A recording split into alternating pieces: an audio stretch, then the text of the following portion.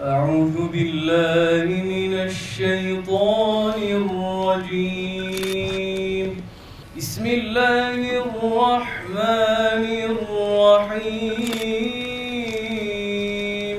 ولا تحسبن الذين قتلوا في سبيل الله أمواتا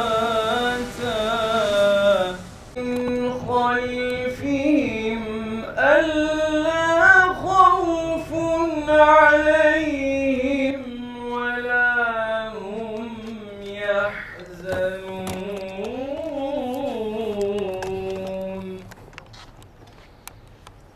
15 Temmuz'u unutmadık, unutturmayacağız. Sizler milletimizin bağımsızlığına, vatanımızın bütünlüğüne ve demokrasimize yönelen hain saldırıya karşı canınızı ortaya koyarak 15 Temmuz direnişinin simgesi oldunuz.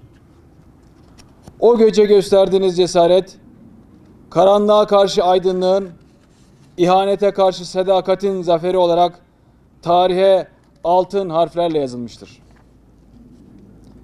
251 kahramanımızın toprağa düşen sıcak kanı, Anadolu'nun ilelebet Türk yurdu olduğunu, bu milletin asla diz çökmeyeceğini, birliğinden, iradesinden, istikbalinden vazgeçmeyeceğini tüm dünyaya ilan etmiştir.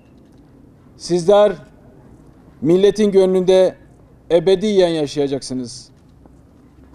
Bu aziz vatan sizlerden bizlere kalan kutlu bir emanettir.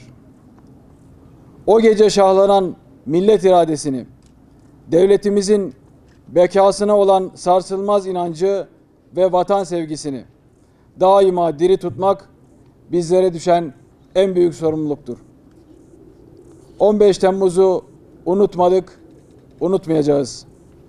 Bu topraklarda özgürce yaşıyorsak bunu sizlere borçluyuz.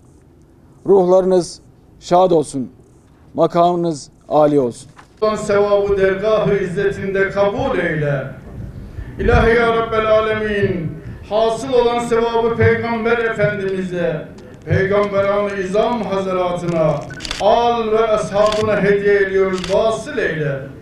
Allah'ım, Bedir'den Malazgirt'e, Çanakkale'den İstiklal Harbi'ne, 15 Temmuz'dan bugüne dini devlet, mülkü millet, rıdaen lillah, uğruna canlarını seve seve feda eden aziz şehitlerimizin rahmeti rahmana kavuşan kahraman gazilerimizin ruhlarını hediye ediyoruz. Ulaştır Allah'ım. Geriye